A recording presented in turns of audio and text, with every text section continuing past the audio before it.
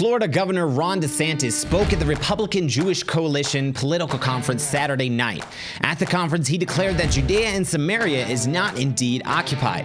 Benjamin Netanyahu also spoke at the event, reiterating that the Palestinians do not want peace with Israel. A stabbing attack was foiled near Hebron, and Ayala Ben Gvir sparks a controversy for carrying a gun. I'm Josiah, and this is the Israel Guys.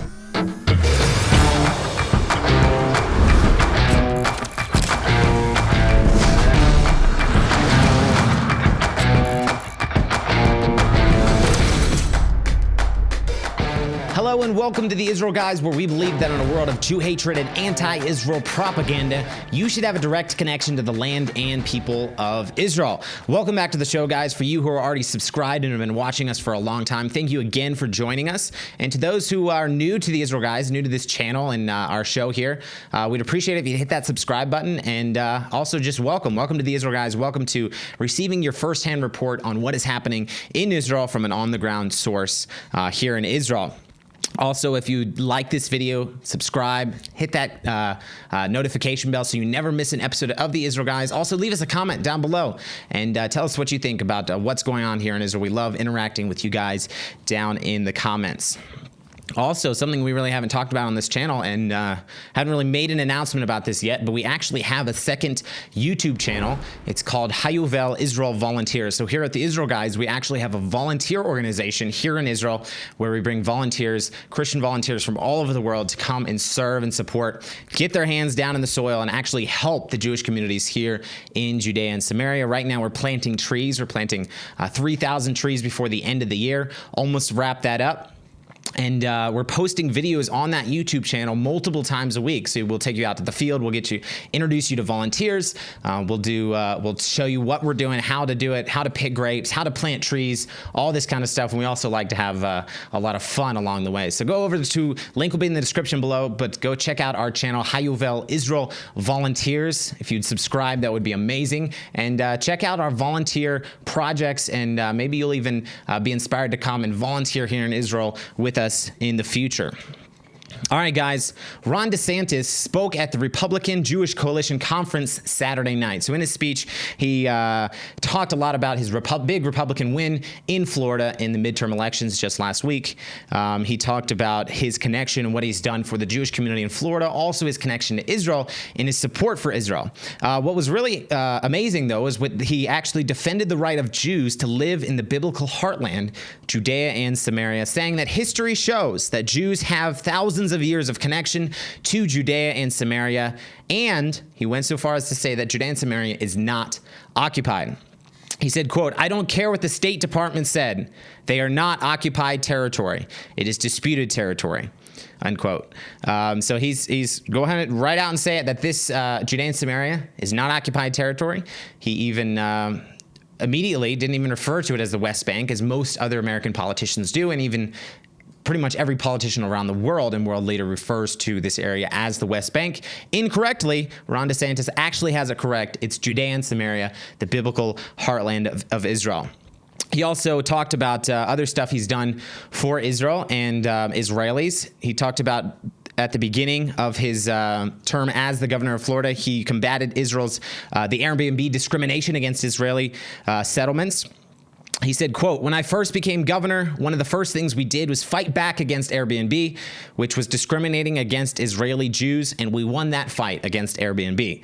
So he didn't specifically mention here that what that fight was. He says discriminating against Israeli Jews, but really what it was, Airbnb was discriminating against Israeli Jews that live in Judea and Samaria, saying that they lived in the occupied territories and couldn't list their houses there as in Israel. He didn't specifically mention the battle for Judea and Samaria, but that was what he was combating with the Airbnb whole fiasco thing. Eventually, they backed down on that strict policy that they put in place. He also mentioned that his administration was the first statewide elected official to hold public events in Judea and Samaria, and we haven't really seen that coming from all the other states in the United States, or even a lot of the governmental officials in America, coming and actually recognizing, holding functions, holding public events inside of Judea and Samaria. Obviously, Mike Pompeo came after he recognized and declared that under U.S. and international law that these settlements are not illegal. He did that under the Trump administration. So obviously he came. But Ron DeSantis also recognizing Israel, Judea and Samaria, as the settlements here is not illegal, that the Jews have an inherent right to settle here as well. So that's very encouraging coming from somebody who looks like he's going to be running for president in 2024. And we greatly appreciate any American politician who supports Judea and Samaria and what is going on here in Israel. Donald Trump, former President Donald Trump, also spoke at the same event. He talked a lot about what the great things that his administration did for Israel. And while he didn't necessarily specifically mention any of his policies on Judea and Samaria or the peace plan that he was trying to push through to create a Palestinian state alongside of Jewish communities inside of Judea and Samaria, he didn't talk about that too much, or not really at all, is referring to Judea and Samaria. But what he did mention was very interesting and actually very important for today. He said that his administration had cut financial assistance to the Palestinian Authority, much of which unfortunately has been restored by the Biden administration. And I think this is really important for today and what needs to happen. Unfortunately, the Biden administration has put a lot of that back in place. But what Trump did and what his policy was towards the PA after a little bit of being in office was that he withdrew funds that were going to the PA, saying that we're not going to give you this financial assistance from the U.S. to the Palestinian Authority until you stop paying tariffs, stop your pay-to-slay program, and then maybe we'll talk about giving you aid and assistance. Because unfortunately, with a lot of the governmental bodies and these international organizations who are giving financial assistance to the Palestinians, unfortunately, the first place that assistance actually goes, that money comes into the Palestinian Authority, the first place it goes is, for one, to line the pockets of Mahmoud Abbas and the leaders of the Palestinian Authority.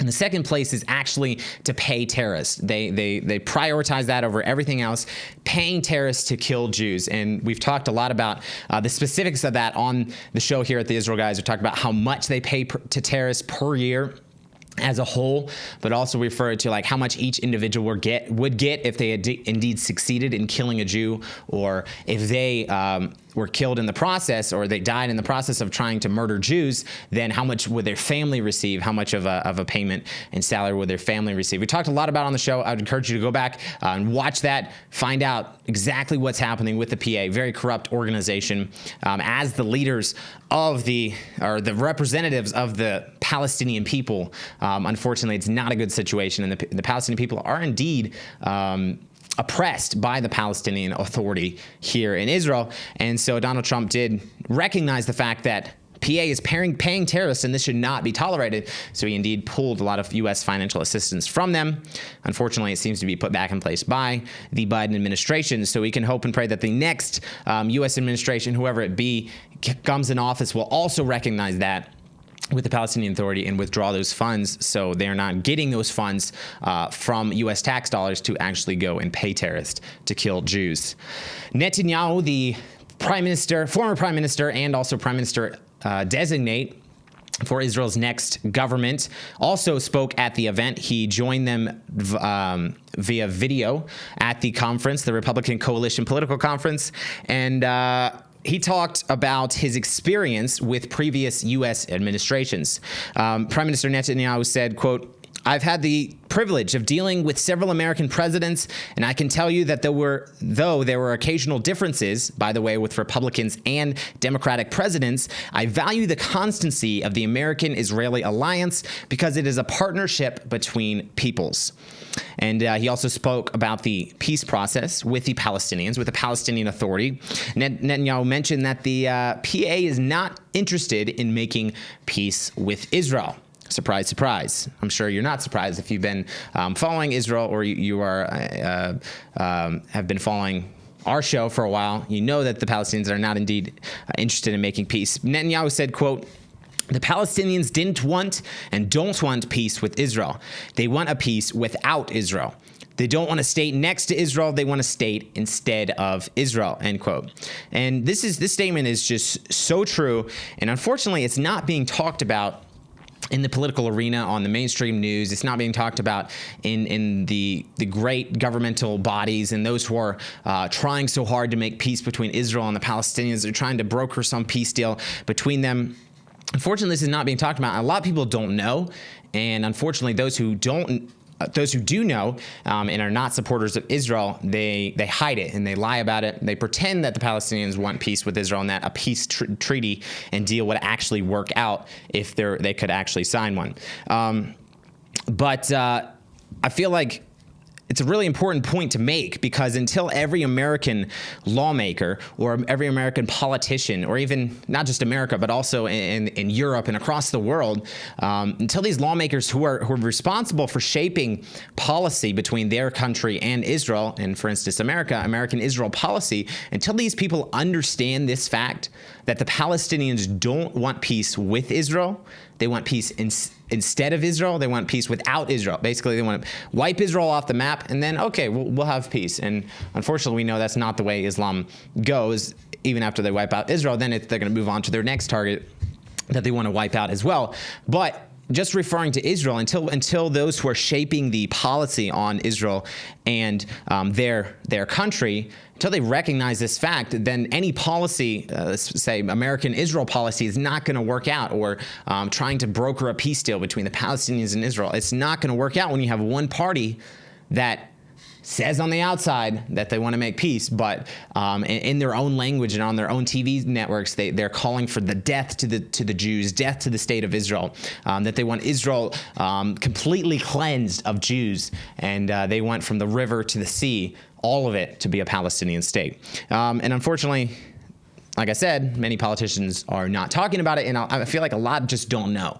They just don't know that that is the true state of the Palestinian governing body here in Judea and Samaria. Those who are in charge, Mahmoud Abbas and the Palestinian Authority, that is their attitude towards Israel and towards the peace process.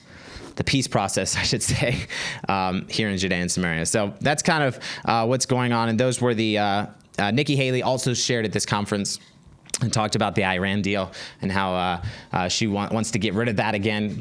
If Biden indeed goes back to the 2015 Iran deal, then the next U.S. president should be immediately revoke that and pull away from that Iran deal that Obama made in 2015. All right, a little bit of an update on what's happening in Judea and Samaria. Last week, as you know, we talked about it last week, but there was a terrorist attack in Ariel. 3 Israelis were murdered via a stabbing attack in the gas station near Ariel, the Bar Khan industrial area. Very, very disheartening, very sad. These 3 Israelis were murdered just because they were Jews living in Judea and Samaria. Also on Friday, actually, a Palestinian authority armed with a knife was arrested near Hebron, and on the suspicion that he was attempting to carry out a stabbing attack. So this potential attack, was actually foiled by the IDF forces there. The arrest took place near the Elias Junction, which was right near the entrance of Kiryat Arba, at the gas station, right near the gas station there. Thankfully, no one was injured in this attempted stabbing, and the suspect has been taken in for questioning. And this was Friday. Again, according to the IDF, no stabbing was actually carried out, and the Arab was arrested without shots being fired. So thank God the military and security forces were very well aware and were able to stop this man before he was able to carry out an attack, and potentially, which seems to be his intent, was to go and murder more Jews, as we've seen happen in the past several weeks, very, very unfortunately. The head of the UTJ party, which is United Torah Judaism, right-wing party, religious right-wing party here in Israel's Knesset, that was just elected and is expected to join Netanyahu's government whenever they get all that sorted out, and Netanyahu ends up forming a coalition. UTJ is expected to be in that coalition, and the UTJ head said that expanding settlements is the answer to murderous terrorism. So MK Yitzhak Goldnoff, who's the head of UTJ party, paid a condolence visit Saturday night to the family of Tamir Avichai, who was one of the 3 Israelis who was murdered in the terror stabbing attack in Ariel last Tuesday. Goldnoff said, "It breaks my heart to see the family of the late Tamir, who was murdered by an evil man just because he was a Jew. It is our duty as public representatives to act in every way to increase the security of our brothers in the settlements. As I said during the election campaign, I will support any such initiative. He went on to say, the expansion of Jewish settlements is the appropriate response to the murderous terrorism that seeks to push us out of the land of our ancestors. And this statement is actually very accurate, because what's happening in Israel right now, and with what you see, these terror attacks, the Palestinians want, as I said before, they want the whole land of Israel to be free of Jews, Palestinian state, right? And so when they go out to carry out these terror attacks, they want Israel, the Jews, to leave. So if per se that they carry out a terror attack, they murder an Israeli Jew, innocent Jew, and the Israeli government pulls out a settlement of Jewish Israelis or a Jewish community here in Judea and Samaria, then that would basically send the message to the terrorists that, hey, that worked. Killing Jews works and makes people leave. It scares us off, and the Jews in Judea and Samaria are going to leave. So if that were the case, then the terrorists would win, right? That would be the win. So what the head of the UTJ party is saying right here, the expansion of Jewish settlements is the appropriate response to the murderous terrorism that seeks to push us out of the land of our ancestors. That is exactly the case. If the Arabs keep saying that every time they commit an attack, there's a new Jewish neighborhood that is built in Judea and Samaria, or there's a new community that is started for every life. Unfortunately, you don't want to put that price for every life that's killed, but if the response can be more life in Judea and Samaria, more Jewish settlement, more Israelis coming back and settling the land of their forefathers, the biblical heartland of Israel, the land God gave to them in the Bible, if they see that, then that is really the only way that the terrorism is going to go down. A strong Israel declaring that they have the rights to this land, and that every time there is a terror attack, then there needs to be more.